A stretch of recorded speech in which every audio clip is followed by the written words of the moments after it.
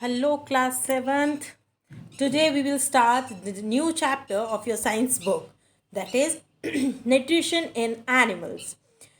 Nutrition in animals is related to the way of taking of important substances in the body, digestion of that particular substances, and the utilization of those substances by the organism. Okay, so that is nutrition in animals, right. तो देखते हैं हम कि nutrition क्या है, क्यों है ज़रूरी, कहाँ से हमें न्यूट्रिशन मिलता है, और न्यूट्रिशन के अंदर भी हमें पर्टिकुलरली क्या क्या चाहिए। Come on, let's discuss. All living things need food to survive. देखो, कोई भी ऑर्गेनिज्म हो, कोई भी लिविंग थिंग हो, उसको खाना चाहिए, किसी भी फॉर्म में चाहिए, पर उसको खाना चाहिए जीने के लिए। अगर उसको जीना है, कोई चीज़ जी रही है, कोई लिविंग थिंग है, of course it will need food to survive.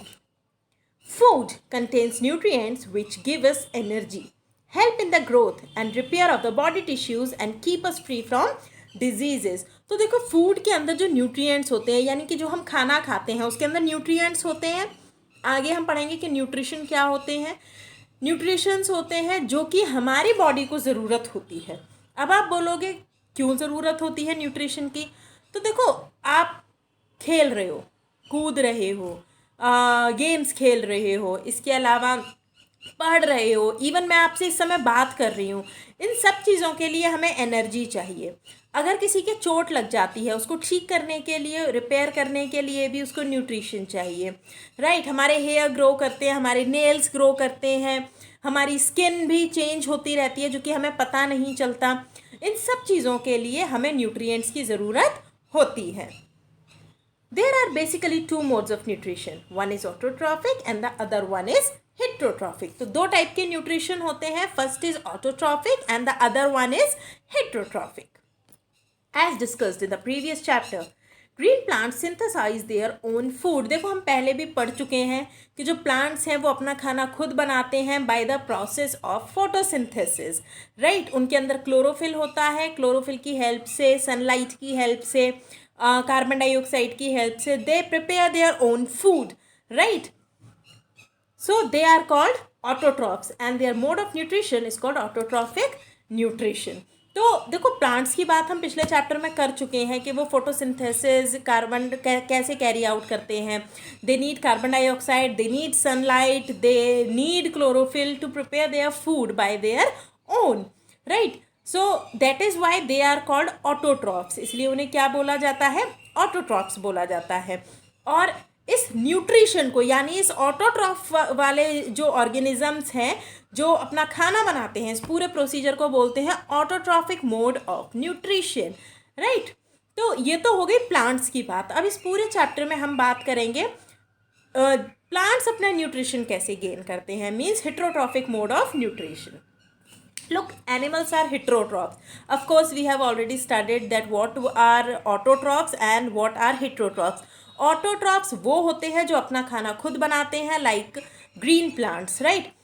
Heterotrophs होते हैं, they depend on other animals for their food, right? They depend on plants for their food. ऐसा नहीं सिर्फ animals पर ही depend होते हैं। कोई वेजिटेरियन है तो वो अपने खाने के लिए प्लांट्स के ऊपर डिपेंड होगा। भाई, आपको पल्सेस है वो भी आपको प्लांट से मिल रही है, आपको वेजीज़ हैं, वेजिटेबल्स हैं वो भी आपको प्लांट से मिल रहे हैं, जो फ्रूट्स हैं वो भी आपको प्लांट से मिल रहे हैं, राइट। कोई नॉन वेजिटेरियन है तो उसको चिकन, मटन, ऑफकोर्स बकरी से और उससे मिलेगा, right. I hope you all understand about that. So heterotrophs, all animals are heterotrophs. They depend on plants directly और इनडायरेक्टली फॉर देयर फूड. देखो, हम लोग डायरेक्टली और इनडायरेक्टली प्लांट्स के ऊपर ही अपने खाने के लिए डिपेंड करते हैं. जैसे कि अगर मैं बात करूं वेजिटेरियंस की, आप बोलोगे मैम हम तो नॉन वेजिटेरियन हैं, सॉरी वेजिटेरियन हैं, तो हम कैसे इन एनिमल्स पर डिपेंड करेंगे, हम कैसे किसी और पर डिपेंड कर सकते हैं? Of course if you are vegetarian तो आप प्लांट्स के ऊपर डिपेंड करते हो अपने खाने के लिए. Of course you need vegetables, you need fruits, you need pulses, right. So all of these things you get from plants. Okay, अब आप बोलोगे मैम एनिमल से तो हमें कोई मतलब ही नहीं है. ऐसा नहीं है। आप ये बताइए, if you are vegetarian then also you depend on buffaloes, cows and other animals for milk, right. हमें दूध के लिए तो चाहिए ना बाकी एनिमल्स। सो हम हो गए ना डायरेक्टली और इनडायरेक्टली डिपेंड प्लांट्स के ऊपर।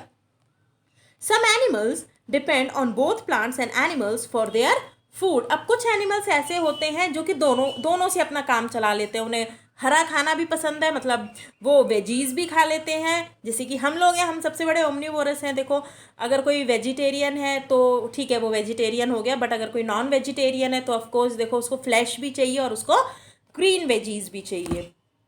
Some living organisms get their food by living on or in another living organism. They are called parasites. तो देखो, कुछ एनिमल्स ऐसे होते हैं जो कि या तो किसी के ऊपर रहते हैं या किसी की बॉडी के अंदर रहते हैं अपने खाने के लिए। जैसे कि मैं आपको ये कुछ पॉइंट्स क्लियर करूँगी जिससे आपको पता चलेगा कि कैसे कुछ एनिमल्स दूसरों पर डिपेंड होते हैं, उनकी बॉडी के अंदर रहते हैं या उस बॉडी के ऊपर रहते हैं अपने न्यूट्रिएंट्स के लिए।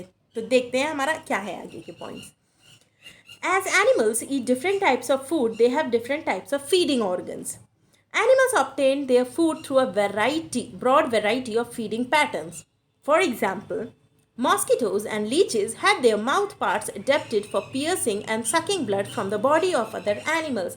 जैसे कि अगर हम बात करें मॉस्किटोज़ की, मच्छरों की, तो जो मच्छर है उनके जो माउथ है, उनका माउथ पार्ट होता है ना, इवन मच्छर को मार के देखना, मच्छर के ना मुंह के आगे ना ऐसे इतना बड़ा स्टिंग होगा। स्टिंग मतलब ऐसे डंक सा होगा, ऐसे डंक होगा।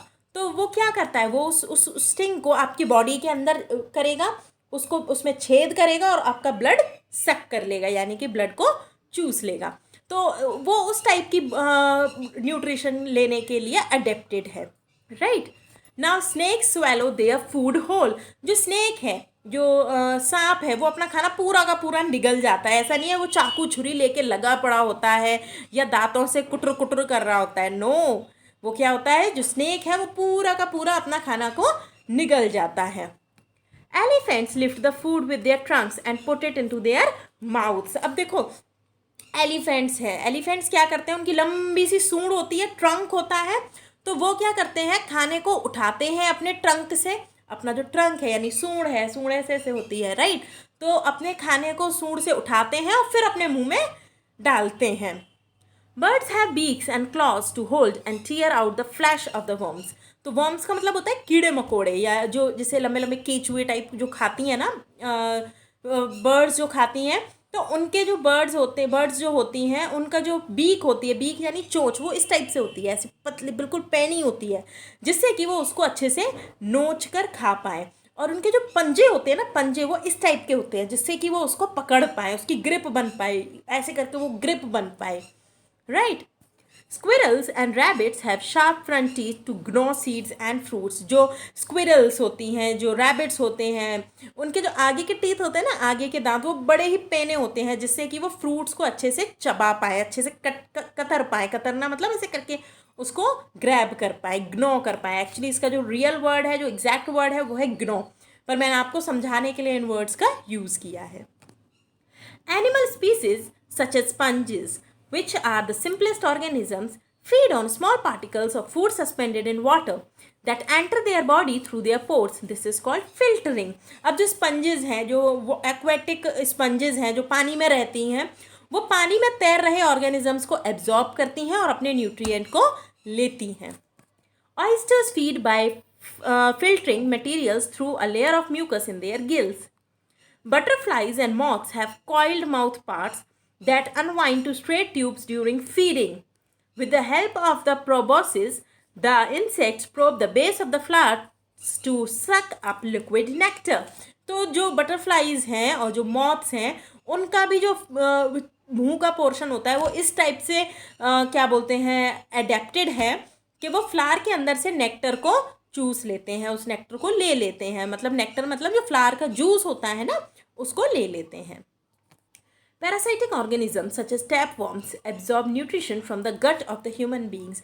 देखो, मैं भी आपसे बात कर रही थी ना कि कुछ ऑर्गेनिजम्स ऐसे होते हैं जो दूसरों पर डिपेंड करते हैं, दूसरे की बॉडी के अंदर रहते हैं, ठीक है। तो कैसे रहते हैं, आपने कई बार सुना होगा कि अरे इसके तो पेट में कीड़े पड़ गए हैं, तो एक्चुअली वो किसी के पेट में कीड़े नहीं पड़ते, वो इंटेस्टाइन में कीड़े पड़ जाते हैं, वॉर्म्स हो जाते हैं, उनको बोलते हैं टैप वॉर्म्स, राइट। तो वो जो टैप वॉर्म्स होते हैं वो ह्यूमन बॉडी के अंदर रहते हैं, इंटेस्टाइन में रहते हैं, और उसका खाना खाते रहते हैं, खाते रहते हैं, खाते रहते हैं। तो ऐसे इंसान को भूख बहुत लगती है, वो खाना खाता है पर उसकी बॉडी की ग्रोथ नहीं हो पाती है, राइट। सो ऐसे ऑर्गेनिजम्स को बोलते हैं parasitic organisms. Now process involve in nutrition, देखो हमने ये तो पढ़ लिया, इसमें हम बेसिकली बात करेंगे एनिमल्स की, एनिमल्स मतलब ह्यूमंस की, राइट। आगे जाके हम एनिमल्स की भी बात करेंगे, पर अभी हम एनिमल्स में से बात करेंगे ह्यूमंस की, राइट। तो देखो बहुत सारे ऐसे प्रोसेस होते हैं, ऐसा नहीं है हमने खाना खाया और हमारा खाना डाइजेस्ट हो गया, ऐसा नहीं होता है। पूरा का पूरा एक लंबा प्रोसीजर है जिससे जो हम खाना अंदर लेते हैं वो डाइजेस्ट होता है, हमारी बॉडी उसे एब्जॉर्ब करती है, और फिर जो एक्स्ट्रा वेस्ट मटेरियल होता है वो हमारी बॉडी अपनी बॉडी से मतलब हमसे हटा देती है। तो देखिए कैसे कैसे। In animals the process of nutrition involves different steps which are as follow.